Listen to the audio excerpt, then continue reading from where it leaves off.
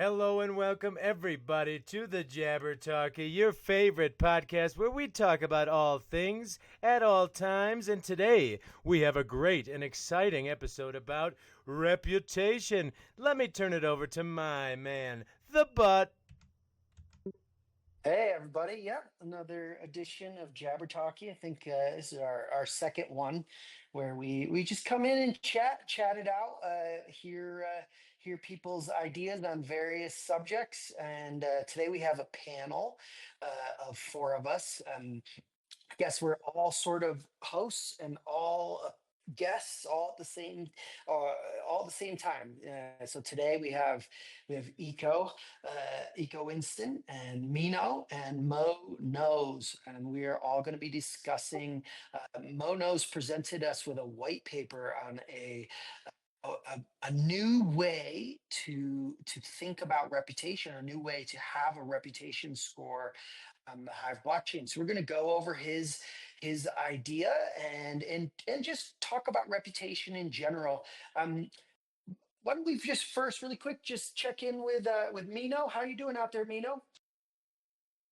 I'm doing great, brother. You guys can hear me well, right? I hear you loud and clear. Deliciously, my Awesome. friend.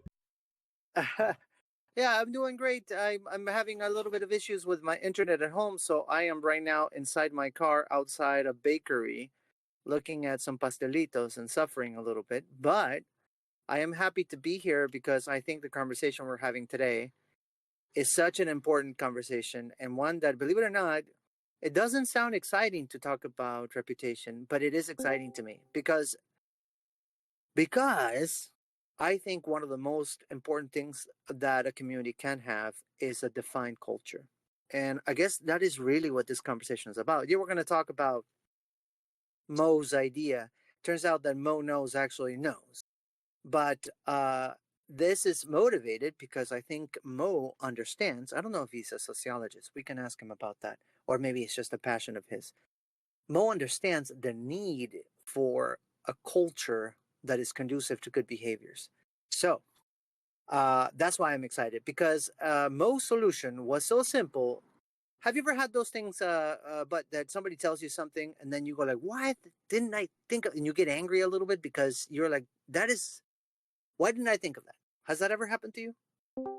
Yeah, or like even maybe not the anger, but like I've oftentimes somebody says something and I feel like it's somewhere was internalized in myself, and somebody will say something and it'll just be like they made words or they made concrete this thing that I was maybe at the edge of and didn't have like specific words for. So I maybe would say I'm more in the joyful, like, oh, thankfully, that's the way you just said that clears up something that I just didn't have the words for before, and now I have the words for. Sounds like you are a lot of better person than me, bro. I usually go like, oh my God, man, I'm so dumb. Should have thought of that. But yeah, I'll tell you what, the way that this happens, so people know about Mo. Mo's gonna say hi here in a second, but I want to give an introduction to Mo because I've known about Mo from Legacy Chain. So there's some people on here who might be jumping on to the conversation, might be listening afterwards after all is said and done, and might think this is a new guy. Mo is not a new guy, but Mo is a quiet guy. But turns out that Mo does know.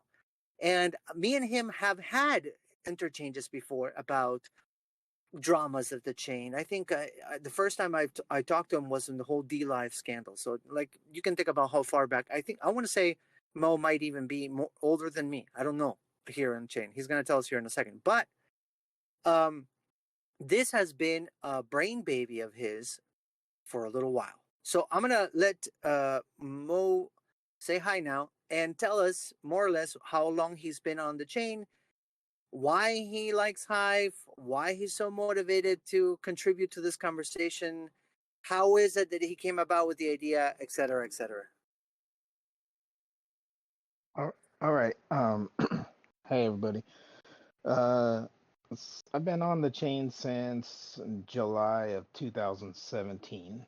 It was more or less my intro into crypto.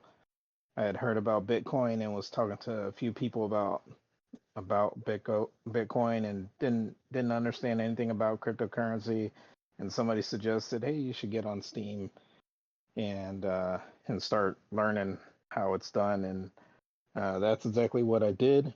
Um, One of the things that was, I guess, pretty jarring to me immediately, because when I got on Steam, they said it was about posting content, and at the time the only content that I've ever done was poetry, so that's what I did. I started posting poetry, and like I noticed that like other people would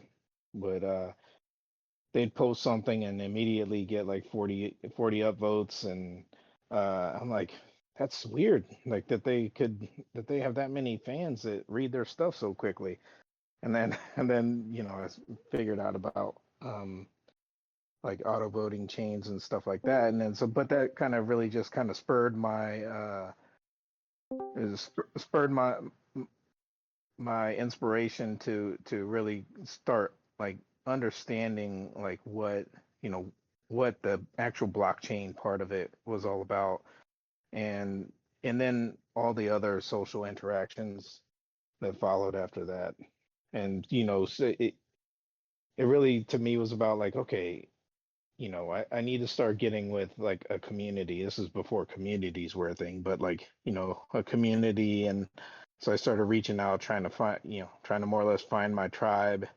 And I kind of got on with the people from the Alliance, and they taught me a lot about stuff. And I just kept on rolling.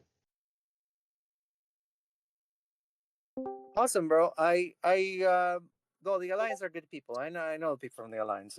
That's ingenuity, right? Yep.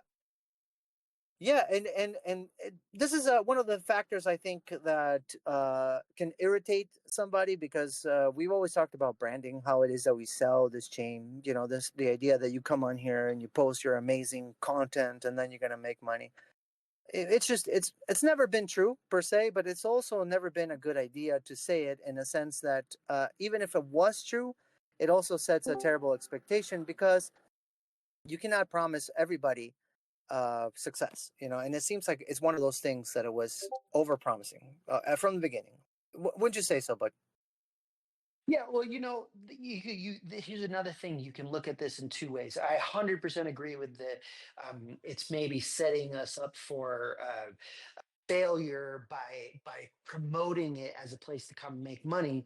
But you could also say, like, well, you know per per vote, you can work and go so hard on YouTube and Facebook and TikTok and literally not walk away with a penny.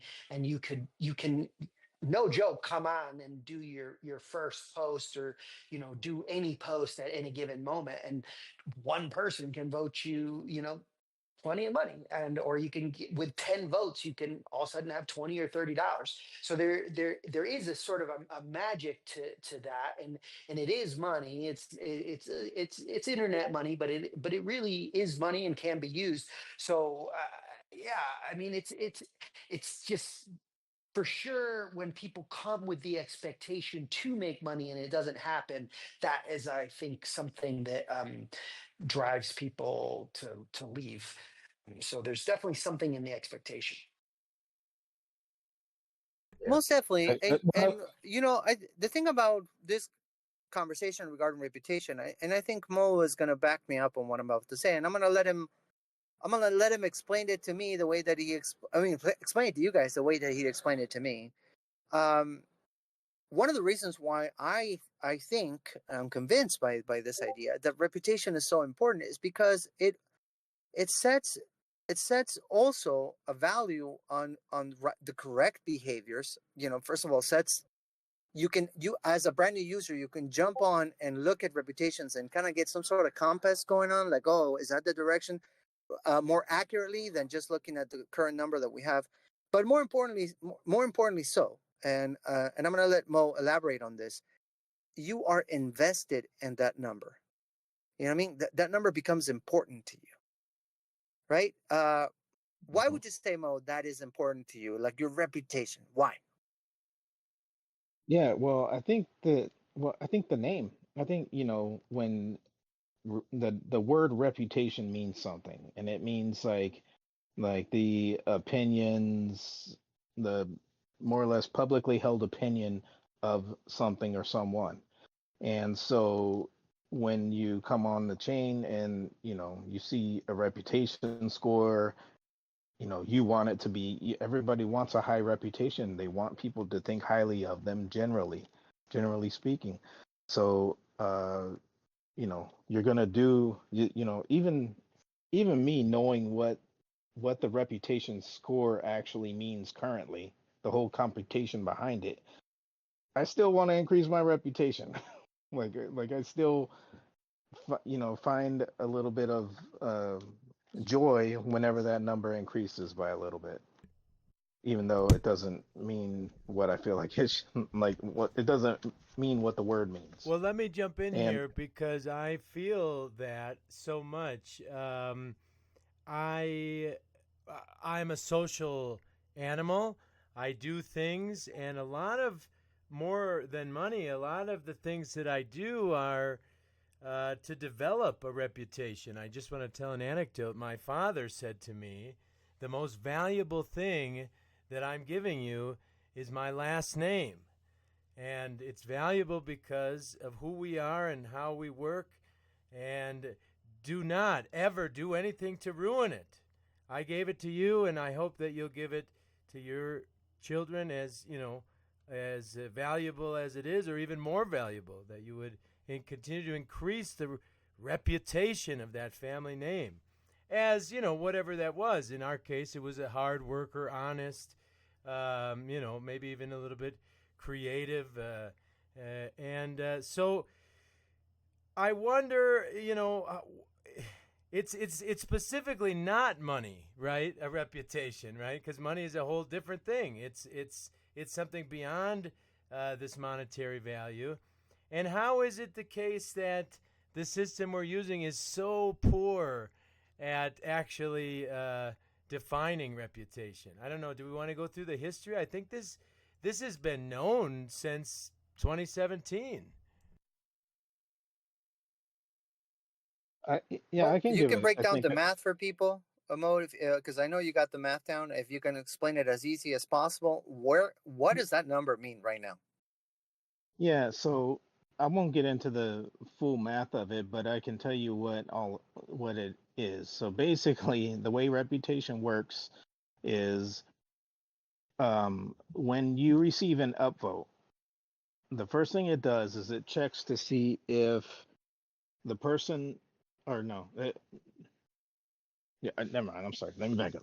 All right, when you receive an upvote, it um, it calculates a increase in your reputation score based on the amount of HP behind that upvote.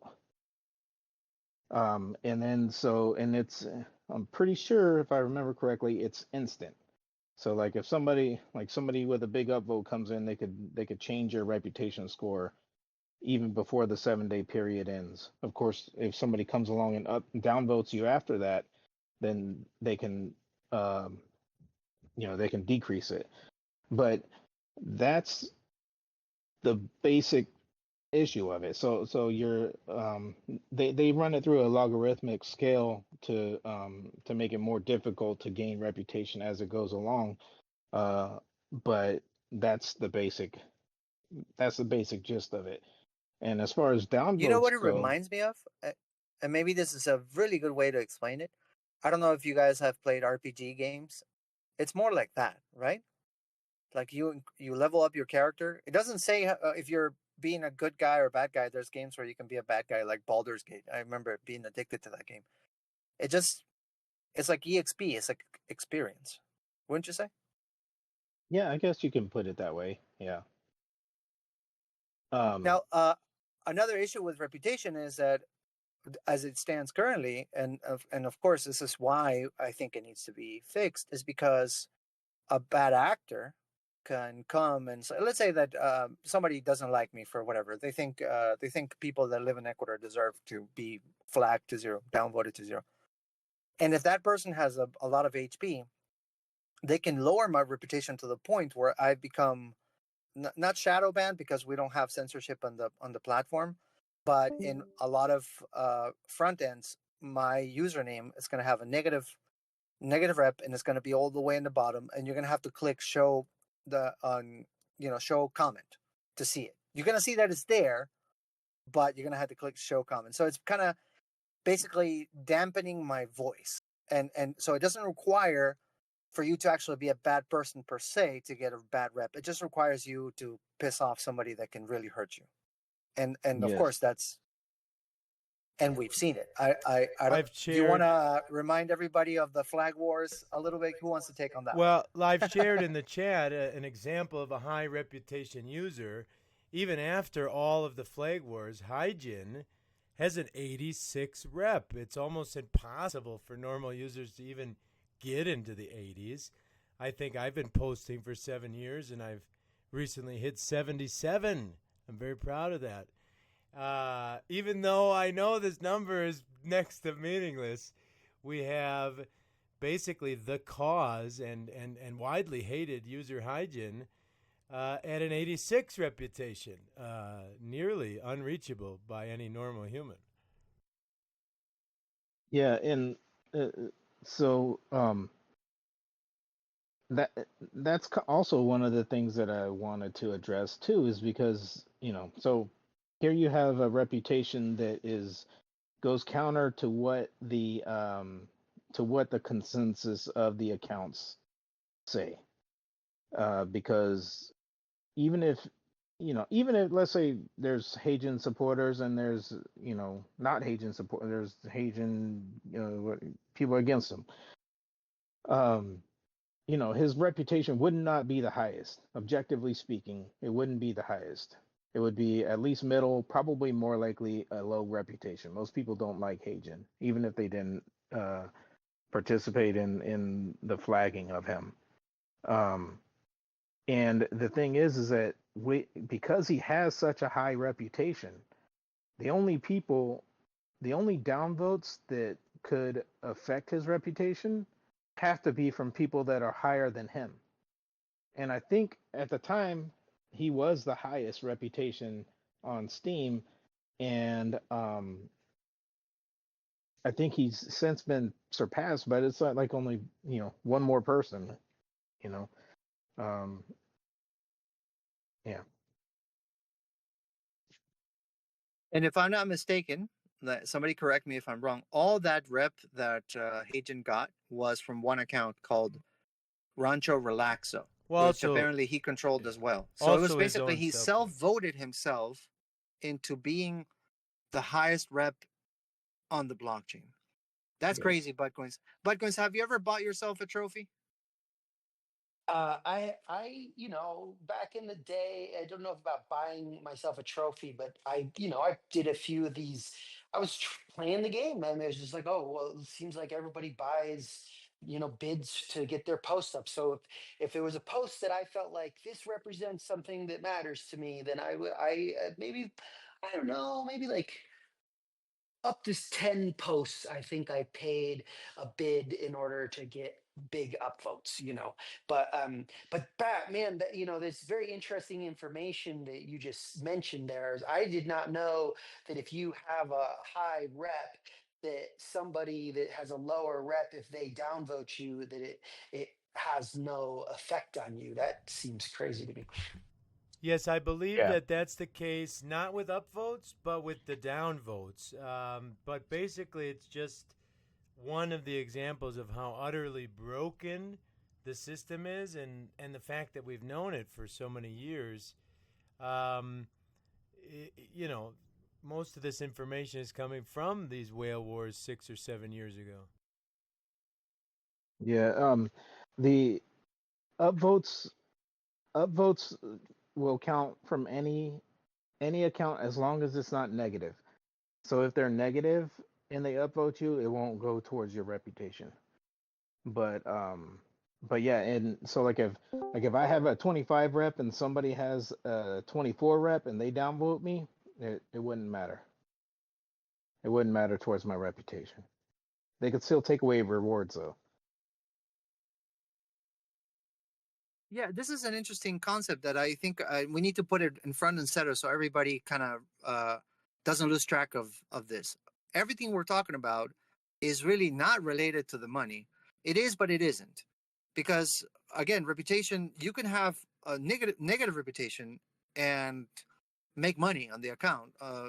There's or a 25 uh, reputation score, which is basically what you start with. There are whales on here that have never made a comment, they've never got it upvoted, and they make money because they curate. So having the reputation doesn't necessarily mean that you can make money or not. There's other factors. But what's important here is that it currently doesn't mean what it's supposed to mean. Reputation is not, it's like experience points on an RPG game. And it doesn't say anything about how much we like or dislike a user on the platform. And that is the thing that we are attempting to fix. Now, Mo, when we talked about this, one of the, I guess, concerns that everybody has when they talk about this, and one of the things that you were trying to focus on, it was attempting to make it easy, because a complex solution is not very likely to be taken seriously, because a developer might be like, nah, that's too much work. So tell me, what are the things that you believe, okay, this is what I'm going to focus on, like it's got to be intuitive, blah blah blah. What were the main bullet points of your mission here? Well, it's funny that you say that, because in my first attempts to, figure out a new way to do reputation, is I did come up with those crazy different systems, like, so like I came up with like a rating system where everybody would rate, and then there's all these different little rules and stuff. It was way too complicated. Nobody would ever do it. And I just have been constantly trying to think about things, and I would think about something and say, no, that's not going to work, and that's not going to work. And recently, Azercon came out with Azercon and a few other people, I can't remember who all it was, came out with the KE ratio, that basically is the ratio between how much high HP you have earned versus how much you currently hold. And I thought that was a pretty solid metric that is probably probably for the most part, you want that ratio to be lower, So I thought that was pretty cool, and I floated a suggestion to him, like maybe I would even be okay with subtracting that from the reputation score as a means to do it. And he pushed back on that and said it didn't really make sense. But like those are the things that I was going. That's the path I was going down, as I was like trying to figure out like what is good and what is bad, and acknowledging when I was doing that what I think is good, not everybody agrees with. And in looking at numbers, very seldom do the numbers tell the whole story of what a person or what an account represents. So like I was trying to figure out how do we get consensus when we can't have a consensus on what numbers are important. So how are we going to build it better? But I was also from the standpoint of the current system is not very good at all. So I thought anything would be better. And then you want me to kind of tell how I got into how I kind of came to where I'm at now? Yeah, because this was the thing I was telling buttcoins earlier. Like when you told me this, I got angry at myself, because like, man, of course, it's one of those things. And I have to say, I'm not a developer. I can code a little bit. I'm not a developer. Eco is also well, he's more of a developer than I am, I guess. But Eco does a lot of management when it comes to coding. He's got his own team. So before I said to Mo, hey, listen, you got something. I did run it by Eco, and Eco got so excited that I knew we were on track, because I didn't want to make, I wanted to make sure that I wasn't, how would you call that? Like false confidence, when you think, yeah, I can do it.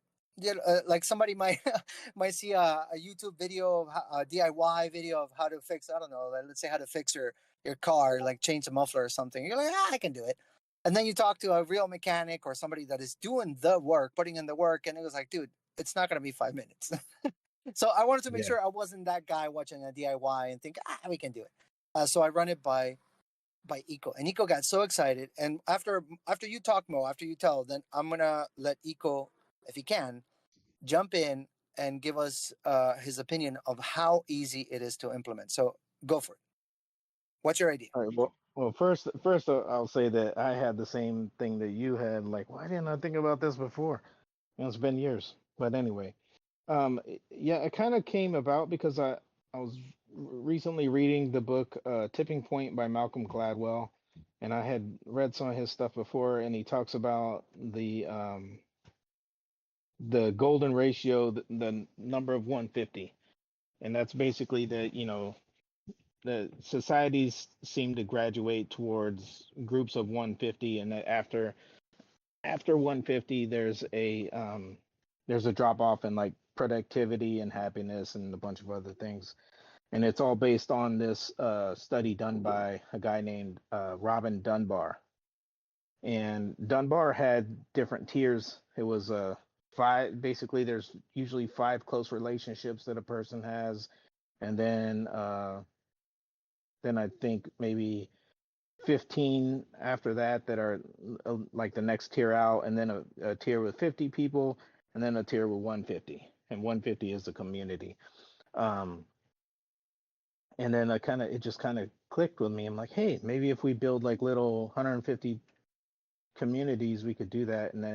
The idea popped into my head, and so I kind of floated out there on a snap on Peak D, and I had one person reply. I think his name is Andersino or something like that. But we were talking about. He's like 150 is too much, and he said, I'm like, well, what about 50? I'm like 50 kind of makes sense. And the idea was just that, like, okay, first, if we do 50 people, like if we vote for 50 people, the reputation for 50 people, then, that would be like our group, our close community, and each person has their hive, if you will. And then, I started thinking about how could we implement that, and I'm like, wait, like it already exists in the witness voting. So if you look at the way witnesses are voted on, each account has 30 votes, and you vote for your top 30 witnesses, and that's it. So I'm like, well, the infrastructure's already there. So and then I was thinking about it, like, should it be stake based or just individual based? And the more I thought about it, the more stake based just it still makes sense for probably the same reason why it makes sense for witness voting. And so I came up with the idea that, all right, if each account has 50 votes, 50 reputation votes that they can spend on their 50 closest people on the chain, the way they interact, then, and it's stake based, then what you have created is a system where you're using your HP, your high power, to do good for the people who you interact with and who you value the most on the chain. Because now I vote for my all the people that have been around with me for over the years, the good people that I know aren't scammers, that I know are doing positive things for the chain, and that that's it. And then if the way I figured it, if everybody has 50 votes that they can use, they're going to be kind of generous to start building those hives, and the people who are doing good will get recognized by more people, and they'll be voted, and therefore their reputations will rise. And if we need to correct that, there's another study that a guy did on workplace relationships, and I can't pronounce his name. I think it's Ventakari or something like that. But he was doing workplace relationships, and he said, no, two things he said was when people are bad, when there's a bad relationship happening, it has a very negative effect. And he also noted that people have 1 to 3 rivalries at a time in their workplace. They people don't generally fight with more than 3 people at a time. So I said, if we need to correct an action that somebody's doing, if we need to say, hey, this person has a high rep, but they're doing bad things to people, and they're ultimately bad for the blockchain, we have 3 downvotes that we could use as well that are also stake based, and then that gives the whole community uh, the ability to react. So if somebody's doing something bad, like somebody like Hagen is doing something that is most people believe is bad, then it shouldn't be that difficult to get most people to downvote his reputation until it becomes, more realistic. And that's pretty much it in a nutshell. Nico, how easy would it be? Now, here's your valuable input to more or less recycle the code that we have for voting for witnesses. Can you talk about it maybe in a layer 2, and then first, and then how difficult would it be to implement in layer 1? Do you have any idea? Yeah. And so just kind of to back up a little bit in my journey, I've been here maybe even a few months before Mo, although I got busy right around that same time, June, July of 2017. And I've just been fascinated about these technologies. And for 6 of those 7 years, or coming on 8 years now, I was very happy to just help other people and do my own thing and kind of keep my head down. Somebody said to me in Guadalajara this week, now that you're inactive again, it's like I've been here, man. I've been here. Just it's funny what that means. It's funny how people interpret what other people are doing. But this year, I said to myself, I'm tired of randomly helping other people do random things. There's just so much that needs to be done. And I started picking off, based on my own theory of work, what I call low-hanging fruit. And you'd be amazed at how much low-hanging fruit when I made the call. People are starting to notice, and they've got low-hanging fruit. They want some things to be built. And it's probably nobody's fault that the things that get funding to be built take a certain form. We want to build this thing. We'll spend 2 years, and maybe we'll build it, or maybe it's not ready yet. And, and that thing is not a low-hanging fruit. The things that get funded, they aren't low-hanging fruit. Nobody can get a grant for low-hanging fruit.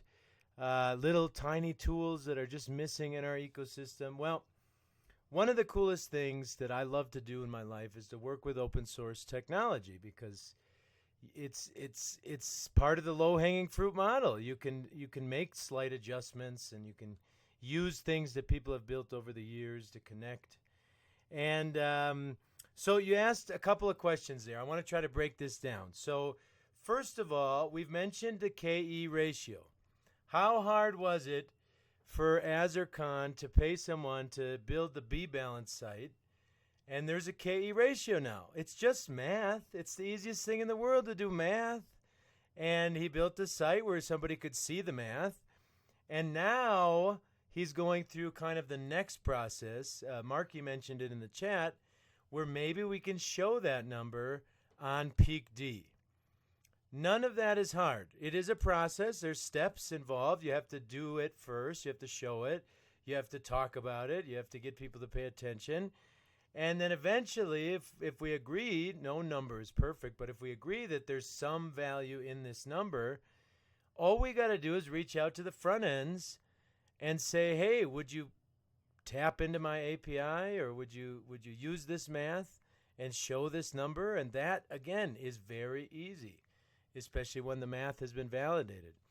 Now, this idea for the voting on users is incredibly easy. We basically do it already with the witnesses. So whether we take an open source version, which the PeakD site is not open source, but there are a couple that are open source, whether we take that or not, all of this information is on chain.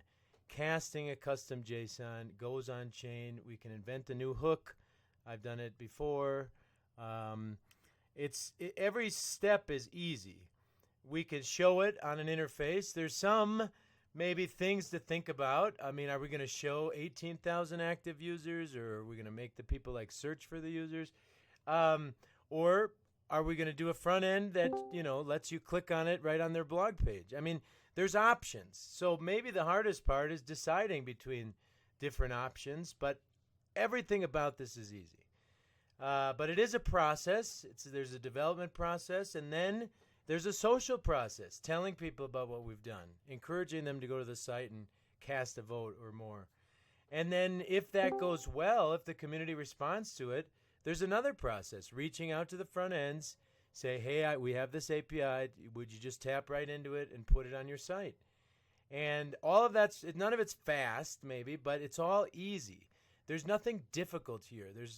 There's nothing that requires C++ core code or a hard fork, except if we say that the goal is to remove the current system that we all agree is broken and put some sort of new system into the core code. That would be, you might say, difficult or complex. But I don't think that's the goal, and even if it were the goal, we'd never do that without doing this easy process first. So I went over a lot of things there. Ask me anything, or follow on somebody in normie speak. Well, buttcoins, you are usually the eco translator. I hear you translate eco all the time. What do you have to say to everything that eco just said? Is there anything that you think needs more clarity? So, what I just heard Eco say is test this shit first. It's not hard to build it before we even let's not jump to the end when there's a bunch of simple steps that you can take to begin with. So it kind of sounds like the first step is okay, create the voting system and encourage people to go over. I heard him say the identical thing. He said convincing some people to go and make some votes. Now we'll kind of, I've got, there's a bunch of directions I could go with this because I have a couple questions about the idea, but I also just kind of want to point out something that appears to me. I do sort of see that no one number is probably the end solution, but I started just imagining sort of a little flower, maybe we're never going to lose that initial reputation. It's sort of built into the system. Maybe it should be there because it does have its own sort of experiential tied to finance reality. But I start imagining a little flower around it with all of these other numbers, and then possibly some sort of overall calculation of the entire score. So you have the KE in that flower. You maybe have the vote one. I see Mo knows mentioning what about comment to post ratio. I just start seeing a principal number surrounded by a bunch of other numbers, and each user being able to be sort of judge what they think this means of that user. It just seems like a broader way to receive and understand reputation, and then you can then pick and choose. Well, what do I think is important? I think the KE is the most important, so I'm only going to vote for people that have high KE numbers in there. And each individual person has a series of numbers to work with, and they can go towards the ones that they find the most important. If I was going to ask Mo knows a specific question about his idea, the one that makes me wonder is, okay, I get the idea of that you get 50 votes and you can take away you can say have a negative vote for 3 people that you really feel like are doing wrong. And I definitely can see this working in general for a lot of us here that we're already activated. We get the system, we get the way everything works. My question is, new users coming in, like we don't know them, like like I guess like what a pitfall that I could see, or a little issue that I could see is that newer people just wouldn't get these votes because people will have already spent their 50 votes, and like whether or not they're going to cast for somebody brand new in the system. So I'm just kind of curious, like how you would account for newbies, and how do you get more people voting, to so that it's then all of a sudden everybody competing for, like, hey, please vote for me, I don't have enough votes. So you see what maybe you see what I'm kind of stepping in Yeah. direction I'm stepping. Do you have it? But Yeah, I want to I jump think in. I Mo, think can I step on you, Mo, and then let you go?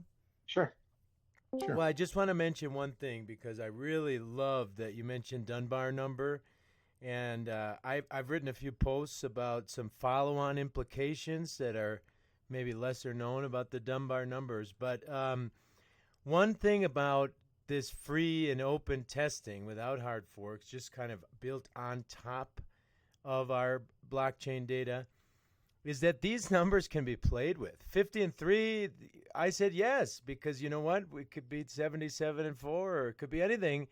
And that is like one click. Once the thing is built, you just click, click, done. Now it's 100. And so maybe the idea is that we might head, if we have a lot more active users, we might head towards 150, which is the Dunbar number, in the future. But again, one more thing is that, yes, there will be competition. There's limits, just like witnesses, although our limit is a little bit wider here. And is that bad? Is that good? Or is that how life works? Yeah, I think so. I think yeah. Number one, you're absolutely right, Ego. We can play around with the numbers if we need to once it's up and going.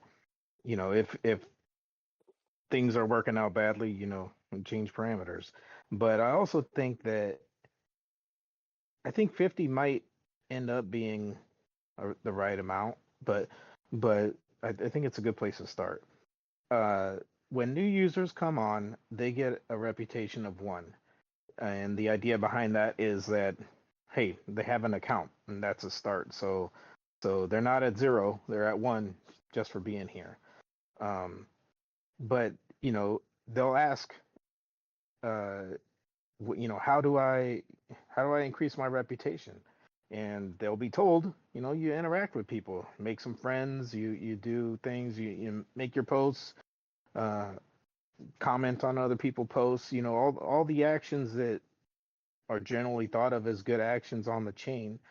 And invariably, to me, like if I'm talking with a person and I see that they have a one rep or whatever, and I'm having good conversations and good interactions with somebody, and I have an extra vote, I'll probably use it on them. And if not, if I have 50 votes, but like 10 of them are for people that haven't been around in a long time, they're not posting anymore, then I'll trade one of them out for this new guy who's doing all the right things. And then that's in my mind, that's how I think it would work. In a way, it's kind of parallels how it works in real life. I hate using that term because I think this is all life, right? This is all real too. But because you may have a lot of people that you're friendly with, and you may have also some people that you're very close with, but you don't have the same close friends all the time for your whole life. Meaning that now that I live, for example, here in Ecuador, I have a few friends locally that were kind of close, but and I didn't know them before. So if let's say that we were all posting in Hive, I would be likely to vote for these new people that I've met here. And another important thing that I want to say to help out Mo on his point is that I can see myself. I can only speak for myself, but I can see myself taking a vote away from somebody.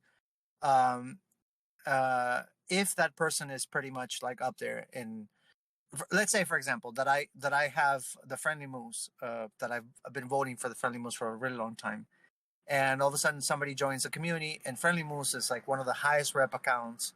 He has a lot of experience, really good KE, etc., etc., etc. I might reach to friendly moves if all my votes are done and be like, hey brother, I'm gonna move my vote. It's nothing against you, love you brother. I just want to help out this one account. I've seen them hustling, I've seen them doing the right thing, and they just joined the community, and I want to help them out because they're kind of not being seen too much, and I think I could help. I think these are social nuances as part of a new dynamic. I don't know if they're necessarily a bad thing. It's a little bit of friction, but it also makes it to where you are incentivized to really work for it, which is really what we want. Somebody who's like, hey, I really want a good rep. Again, and this is not money. See, we haven't talked about money. I really want a good rep, so they're gonna try really hard to have the correct behaviors, and that's gonna be join a community. That's gonna be make a lot of comments.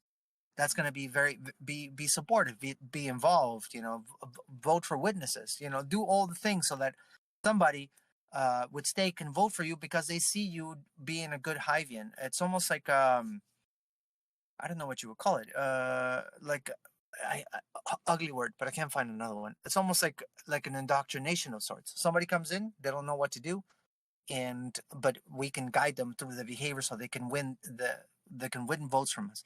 And even though it might seem ugly because in a sense that it is stake based and it would take one really big vote for a person to have an awesome rep or have a good rep, even though that might seem kind of ugly, I think it also puts a lot of pressure on really big accounts to make sure that they don't give votes away just because. Meaning, somebody that, let's say like Marky has a big vote. He's not, if he gives somebody a reputation vote, it's going to be because somebody that he really thought about. It's not going to be, I like this dude, which I think might also be a good thing. I don't know. I want some pushback on this, so let me go ahead and give it back to Buttcoin so he can push back on what I said. Did I make sense, or am I talking crazy?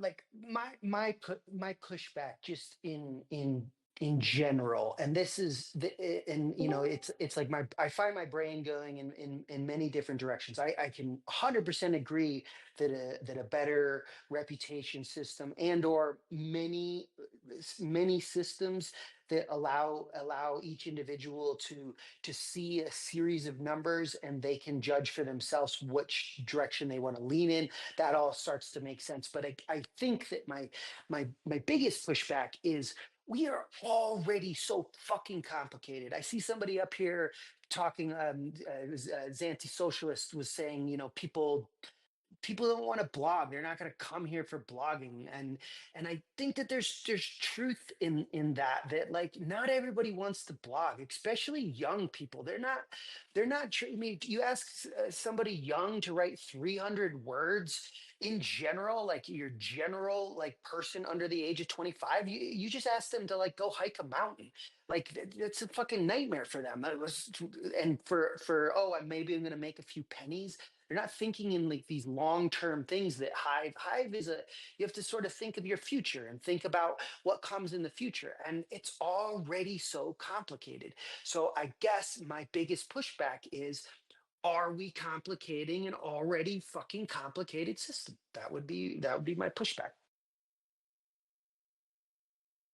I think that to me the hardest part is getting people to or getting agreement that the current reputation score should be renamed, and something like this, or if there's a better system, should replace it, and that should be called reputation. And like all the other ratios and all the other numbers should just be called whatever they are, whatever their calculation is, some description of that calculation. Um, and I think if you do that, then it becomes simpler, honestly, um, because what we call reputation, invariably people figure out that it's not reputation. It doesn't have anything to do with the opinions that somebody has on an account, and that to me is more confusing than just fixing it. Nailed You it, could Mo. argue that Sorry, I just wanted to say that you nailed that, because half of our complication is that we have names for things that aren't really the things that they say. We use words in ways that aren't the way the words are used in real life. I know this is real life, but that's a big part of our complication of learning Hive, is to learn that reputation doesn't mean reputation. yeah, exactly. And you could make the argument that being stake based uh, doesn't fully make it the opinions that people have for you either. Um, but I see stake based as kind of a necessity for the chain, for the I think stake means influence, and I think this gives the ability to use your influence to raise the people above you. I mean, the people around you.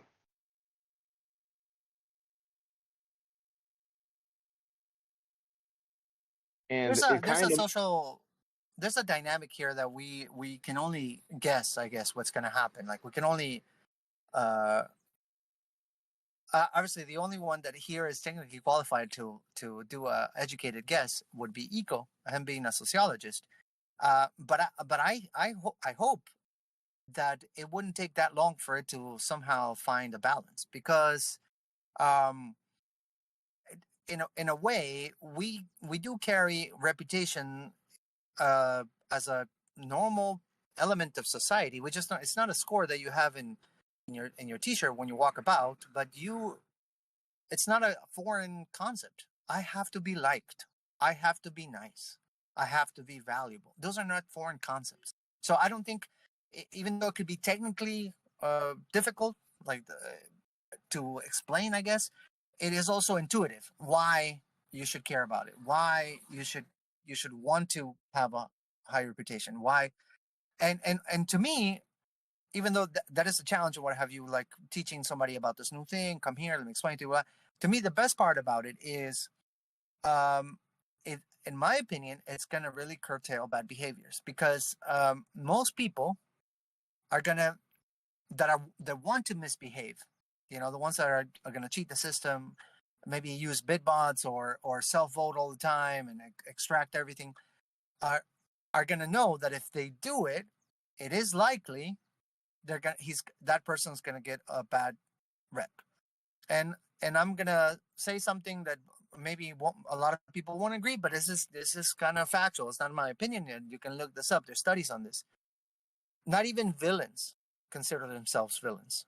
So if there's a label on somebody in the platform that basically says, yeah, that's not a good user, regardless of how much stake they have and all that stuff, it does affect the decisions that person is making. So we were talking about Hagen earlier. I know that Hive was saying, "Oh, he didn't do anything. He was doing what he's allowed to do because the code allows it." Yeah, but he was basically a parasite of the platform, extracting, because he was selling everything, and shit posting, which basically means that on the showcase window, the one where you come in and you look at the products available to buy, you just get shit post of the one image that made nothing, and then TA that wasn't TA, it was just copy paste. So it was damaging, but more than that, it created a lot of division in the community, a lot of fights, a lot of people left because of those wars. So there was, in many ways, it was disastrous for the platform, but we survived it, so I think we're stronger for it. But another actor like Hygiene, if that person was to come and would get downvoted reputation-wise, would see himself clearly as the villain, because it's not going to be as, let's call it, dangerous to go and downvote the post, because they might retaliate with votes themselves. Let me just flag this guy because this guy downvoted me. But if the whole platform starts to downvote somebody's reputation, the guy's just going to be like, yeah, everybody thinks I'm crap. And it's not specific to one person. I'm going to be like, okay, let me see the list of everybody that voted for. They're not going to do that. See what I mean? So it all of a sudden you're putting a mirror in front of that bad actor. Let's say, and they could possibly change. Maybe not, but I would submit to you the possibility that is way higher that it would behave differently than not. So we have a better immune system, let's call it that, than the current one that we have. So I don't know. Eco, push back on what I just said. Is it not true that people don't want to be the villains of the stories?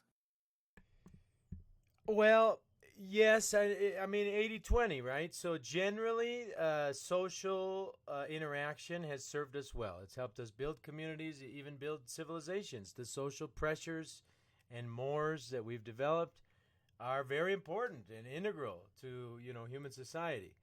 We've got maybe two things. We've got but basically, there's a certain group of people that don't respond as well to that. You could call them psychopaths, are one of them. Kulangeta, whatever you want to call them. The Inuit culture just recognized this, and there was a certain type of person.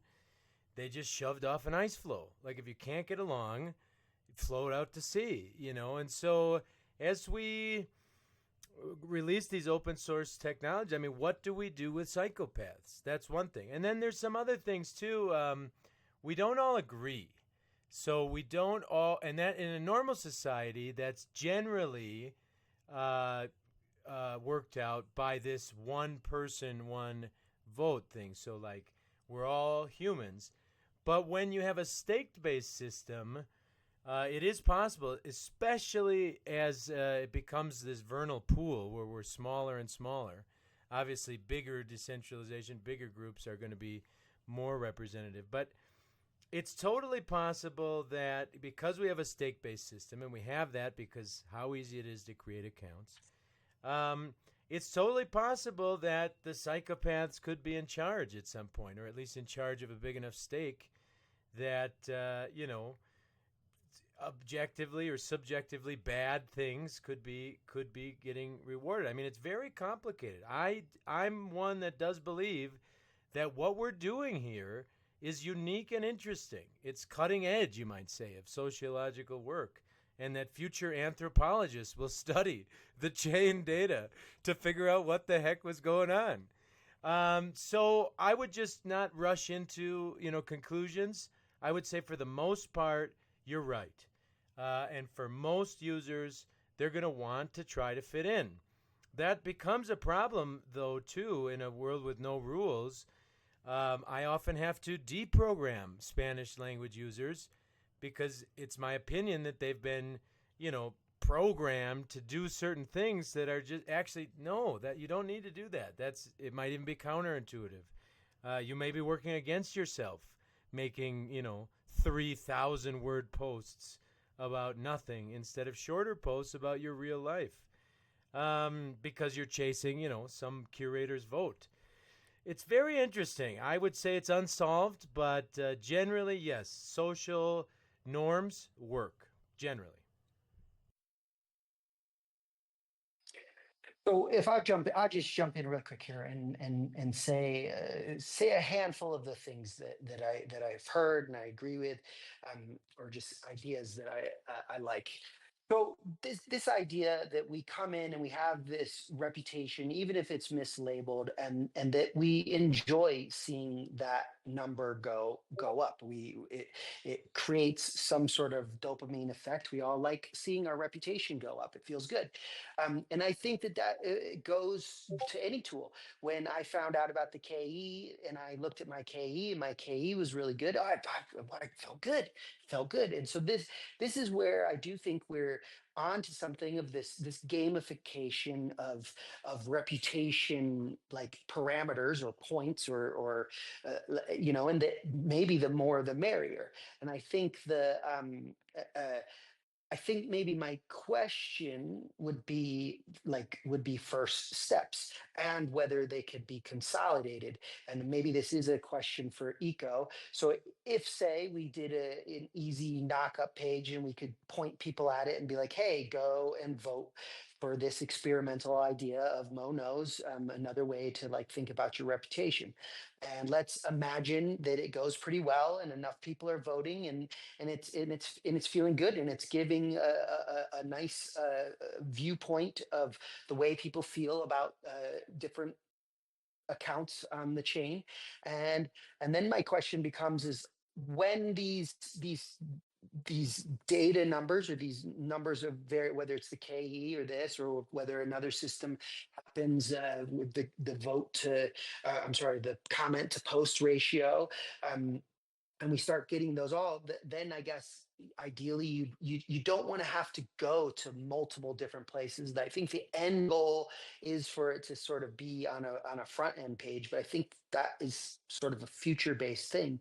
So my question is the KE open source, and it could be pulled right into another page, and you could start basically if we have this idea, we think we need more data points for developing a more well-rounded viewpoint of like how we think of users, and how we decide the direction that we want to either vote, or the users that we want to go and towards their account.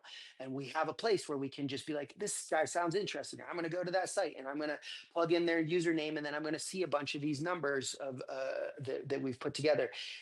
Like, back again to eco, is this, how difficult is that to just pull some work that people have already done and just have it all in one place?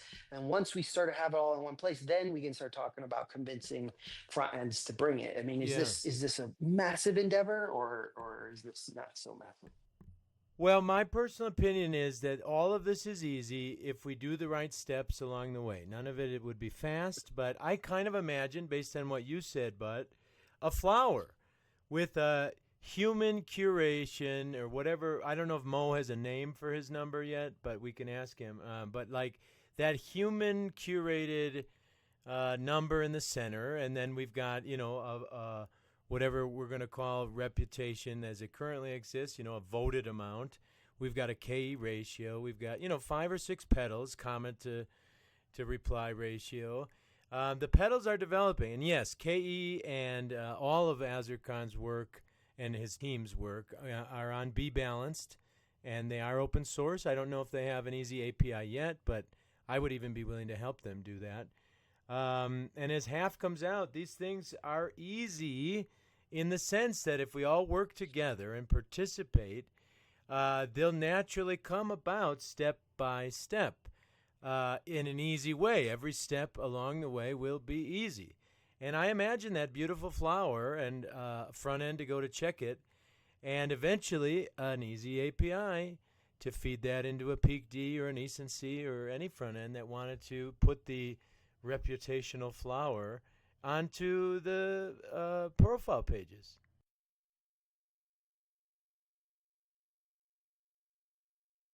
I like this flower idea. I don't know if you guys were discussing it before we had this show. Because it seems to be already a thing. I can actually visualize it, but I like it a lot.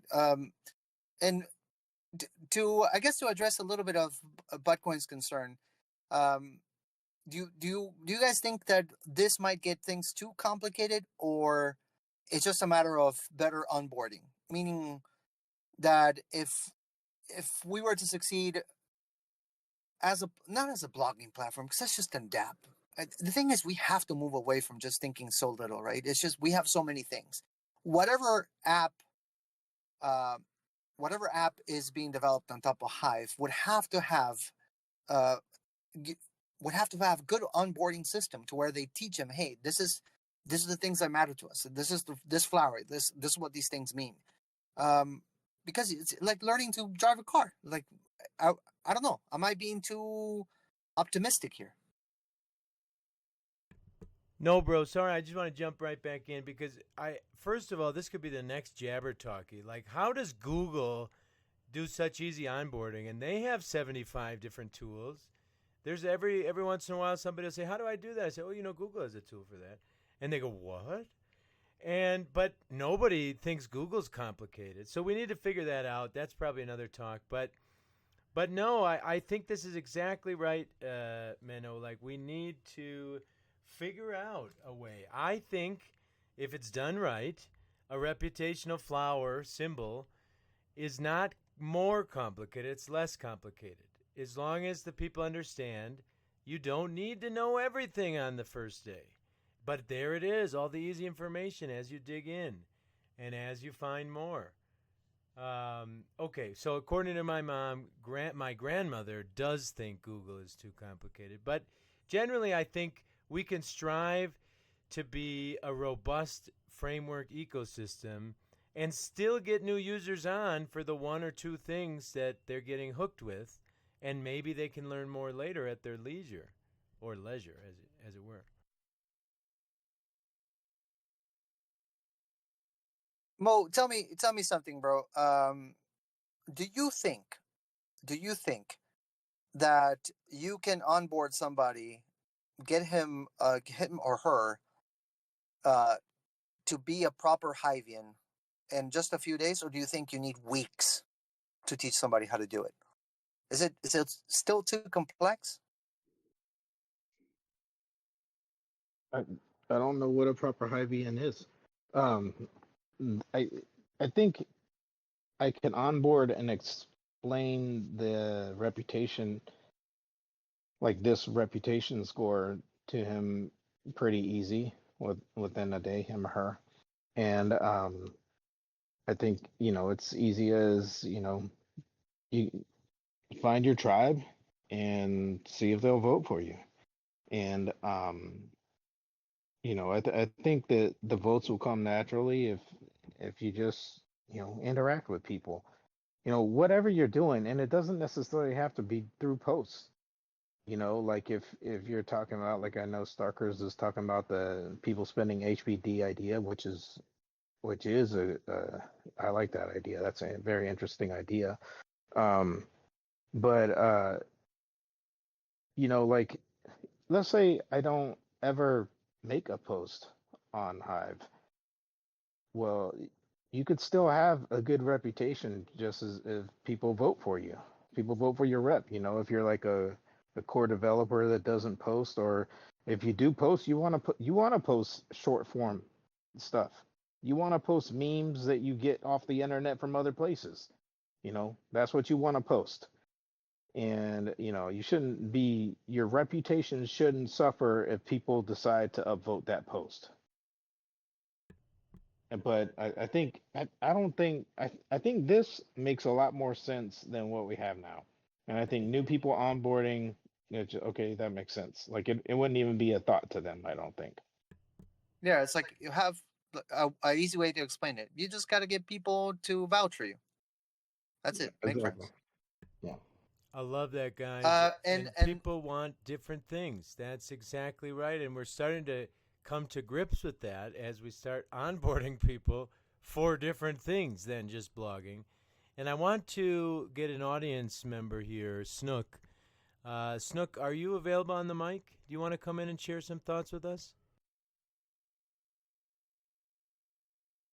Hi, is it working? Yeah, You're a little quiet. Could you uh, get a little closer to the microphone? sure. All I wanted to say was is that even though it was hard when I didn't know anything about Markdown, a lot of the people that started at the same time I did 7 years ago, and we didn't have all the things in place 7 years ago that we do now. And if you want to write a post or be part of a community or earn crypto, you're going to learn it just by spending time on the chain. And that's what people are forgetting is that it's free to join, and you have to put in a little bit of work. I mean, I don't understand why we are trying to give people more money or more rep or whatever for not doing anything. I guess that's all I have to say. Well, that is a good point, and it's about these new use cases, not even new use cases, just other use cases. We'll come into that discussion for sure. I don't think anybody wants to give more rep to users. We would like a reputation system that works, and that is kind of the discussion here. And I think a user curated reputation system would require interaction and time spent. You would probably be at one reputation for a while. I mean, Mo, maybe you just want to talk us through, from a new user's perspective, how you see that number going up, how you would see an onboarded person's experience with that reputation system. The current system works a little something like this: 0 is 25, and you do your first post eventually, and you get a vote, and then you're at 35 or 40. And then it kind of tapers off into the 50s, and you grind a little bit into the 60s, and 70 seems like it probably takes forever. So how do you see this new system working from a new user perspective? Yeah, so the math that I use is really simple math, as basically the cumulative amount of HP voted for a person's reputation divided by 10,000, and everybody starts out with 10,000. So you start out with a 1 rep score, and then if somebody with 10,000 HP votes for you, now you have 2 rep score. So you'll see your rep score go from 1 to maybe 1 point whatever, depending on who eventually votes for you. But so the way I see a new person coming in, they make their intro post, everybody's thanking that, saying, hey, welcome aboard, whatever. Eventually they, some might offer it up anyway, or maybe the account will ask, hey, how do I get, my reputation is 1, is that good or is that bad? And you'll say, well, people will just notice that you have a low reputation score currently, but the more you interact with people, the more people will vote for you, and the more people that vote for you, the higher it climbs. And the same thing for you, like when if the more high power that people have that vote for you, the more it increases, and you can vote for people as well. And the more high power that you have, the more their reputation increases as well. The more that what you say kind of matters on the chain, the more influence you have. And then I think it kind of builds a culture like, okay, so I'm gonna hold Hive, because holding Hive is a good thing. I was talking today actually on Twitter about Hive power is a power to do good. So that gets explained to them. Hive power is a power to do good. I hold Hive, and I'm gonna stack Hive when I can, and then I'm gonna vote for the people who have impressed me throughout my interactions on the chain, and I recognize that the more high power I hold, the more that I raise them, and the same thing goes towards the votes that I receive as well. And I just see it as kind of a, I build my hive. Like, this is my hive.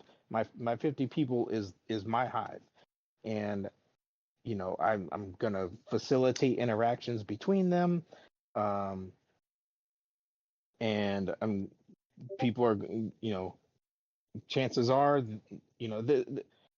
one of the things that we is seen as a bad thing is like circle voting, and while circle voting might be a bad thing in terms of rewards, I don't think it would be a bad thing in terms of reputation. That's the way real life works too. Like, I vouch for you, you vouch for me. We're a group together, and You know, if we're doing good things, other people are gonna also vouch for you too. So I I guess that's the way I think it'll work. But yeah, I agree. If we can test it, that would be good. I do think that it probably would even out in most cases. I think most people would end up with uh well, I think the longer that you're here and you're going to build relationships with other people who are here longer, and I think the people who are here longer are more likely to have higher amounts of hive power, and therefore your reputation will change, and so will they.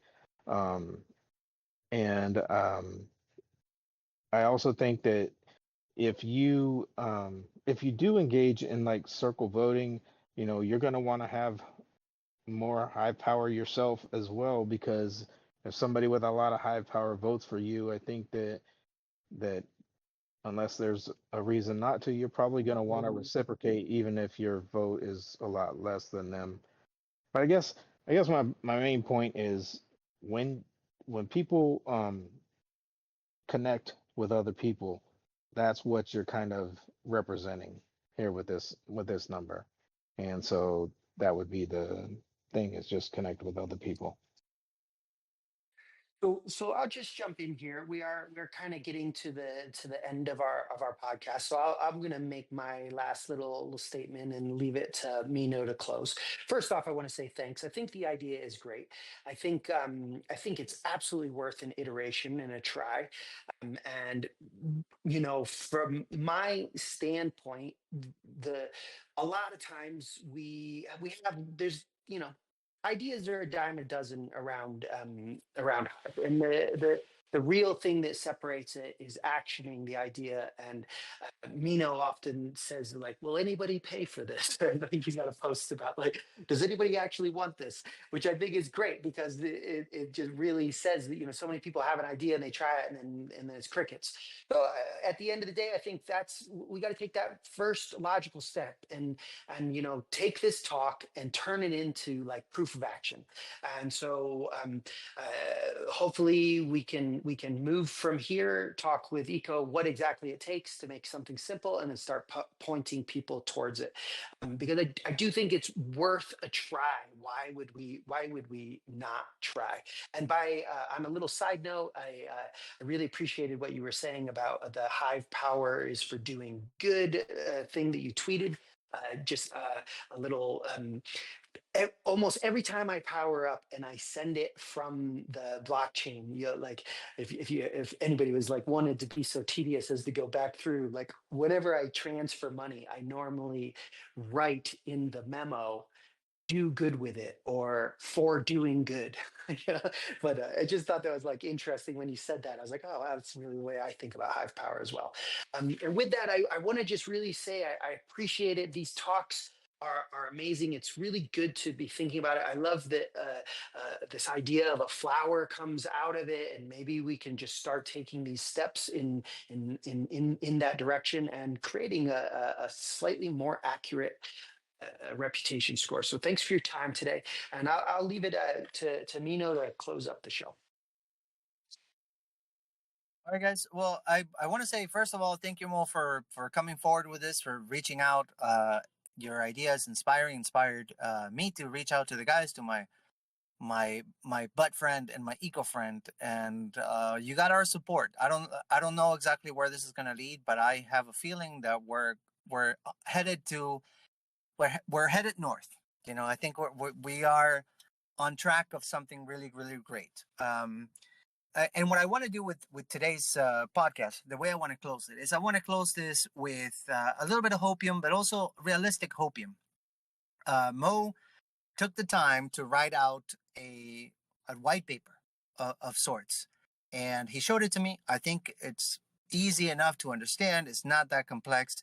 We're going to be making a post about this podcast, and it's going to include Mo's white paper on there. And what I want people to do, and I mean it from and I mean it from the bottom of my heart. I want people to really, if you care about this, if you feel that we should work on this, I want you to show me. Like, I want you to go on there. I want you to help us get the word out.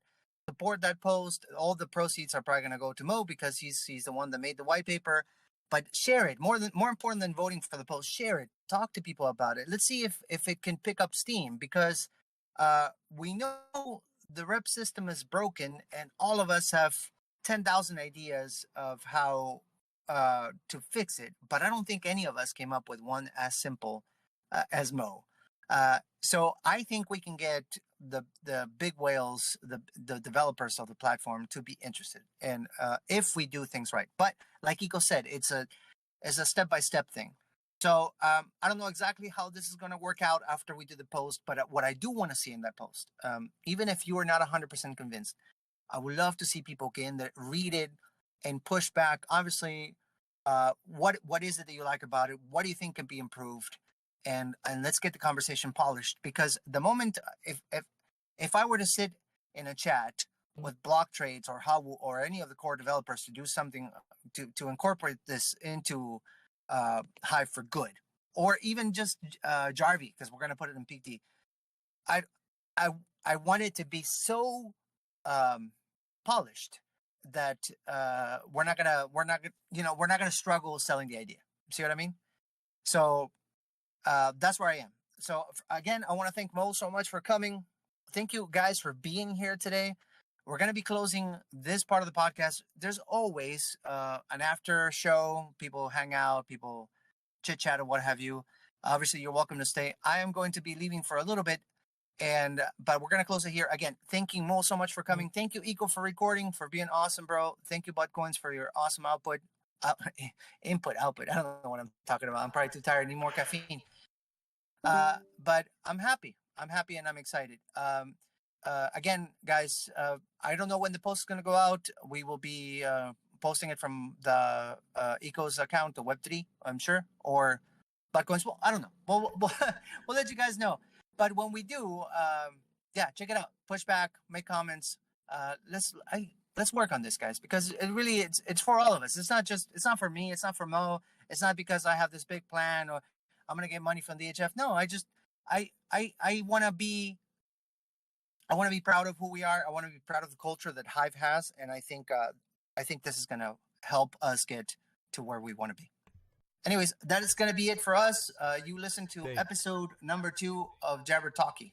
Thank you, guys. Anybody else want to say something before we kill the recording? Yeah, let me just wrap it up here.